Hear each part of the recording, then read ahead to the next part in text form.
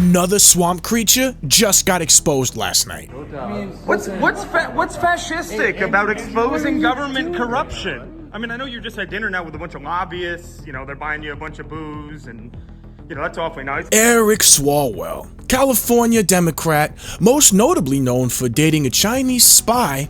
Oh yeah, in this. The evidence is uncontradicted that the president used taxpayer dollars to ask the Ukrainians to help him cheat an election. Curve time. What about the pause though when he's talking? Can't hold it for a second. You can't clench your sphincter enough to get a silent but deadly out. You know what I'm saying? Well, last night Nick Sortor just broke that he had been sitting next to Swalwell for 90 minutes while he was in a meeting with lobbyists he had just met at this Four Seasons hotel, getting drunk as hell. I mean, so drunk, this dude started spilling the beans. You know, we're sitting there, I'm eating, I just ordered my food, and there's tables open. I mean, we're talking 10 o'clock at night, so it wasn't exactly crowded at this restaurant. And for whatever reason, with all the tables open in the restaurant, he sits right next to me. I mean, directly within, I could hear every word coming out of his mouth, and so could, you know, my phone. You know, I was talking to my girlfriend. We were talking about the German elections, and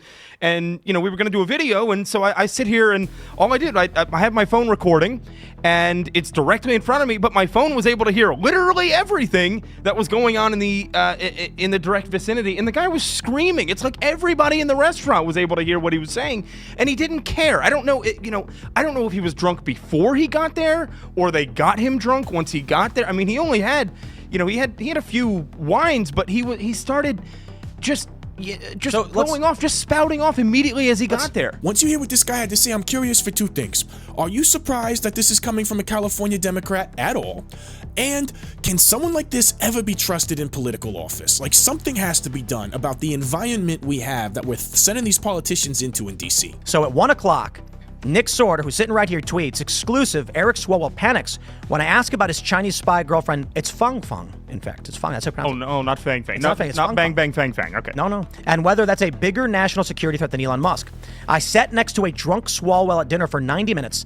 He was immediately compromised by a group of lobbyists he just met, spilling intimate details about his job and asking for help cheating on his wife. Massive national security threat. This guy should have his clearances revoked. Swalwell spent his dinner bragging about orgies on Capitol Hill, telling them he's bored of his wife and only wants to tens. Did I say teens in the intro? I meant tens.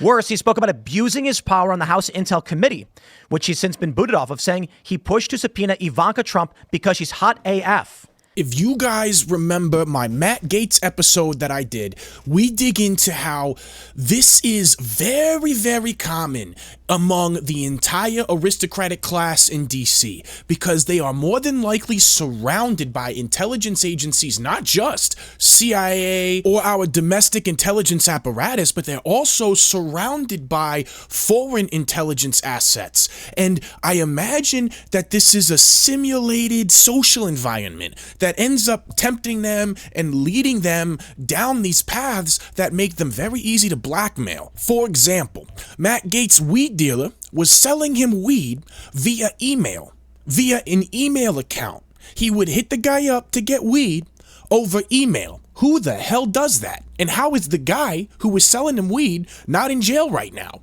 You get what I'm saying? And then also, Matt Gaetz was surrounded by escorts that he thought were his girlfriends or girlfriends. You get what I'm saying? So I think that this entire thing, these politicians, look at how the lobbyists are sitting around Eric Swalwell right now. You see that? How they're all making him feel like he's the man. Like we might be doing business, but we're chilling. This guy must be removed from the Homeland Security Committee. He cannot keep his freaking mouth shut. After I began questioning him, Swalwell jumped back into the group of lobbyists to hide from me, but I pressed on. Dude looked absolutely terrified, 100% guilty. He knows he's been caught, so... You guys got to see Eric Swalwell's reaction to getting called out to all of his bull. It's so satisfying. So, Congressman, you referred to Elon Musk as a fascist at some point and alluded to him being a national security threat. Do you see that more of a national security threat, you sleeping with a Chinese spy, than transparency in the federal government? What are your thoughts on that? What are your thoughts on that? What's Fang Fang think of that? What are you doing? This is ridiculous. So the Golden State Warriors, though. Dude, these freaking lobbyists. My boss is gonna be upset. What, dude? Don't mess with our investment. What's fascistic about exposing government corruption? I mean, I know you're just at dinner now with a bunch of lobbyists. You know, they're buying you a bunch of booze and... It's professional manipulation is what it is. I'm sure they're trained on how to make their target feel like the boss, like the center of the room. Dude, it's so messed up. This is not a good environment for us to be sending our politicians into.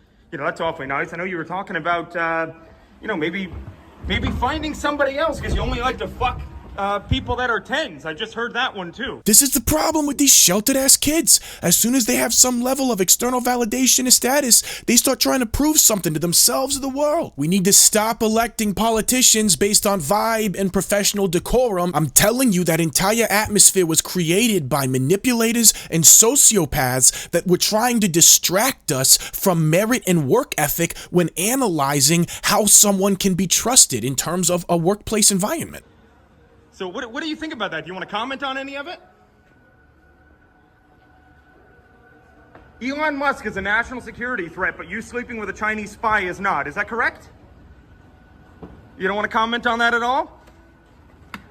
Looks like guilty as charged. What do you guys think we should do with Swalwell after this, y'all? I think for so many reasons, even before this, he needs to be investigated and he needs to be made an example of. Otherwise, are we just gonna have an environment where it's okay for politicians to completely disregard any sort of national security or responsibility to their own constituency or their own country? If you guys enjoyed watching, smash that like and subscribe button for me. Share the video with someone you know. Hey, and check out some of my other stuff. It's pretty much just like this. Thank you so much, guys, and I'll see you on the next one.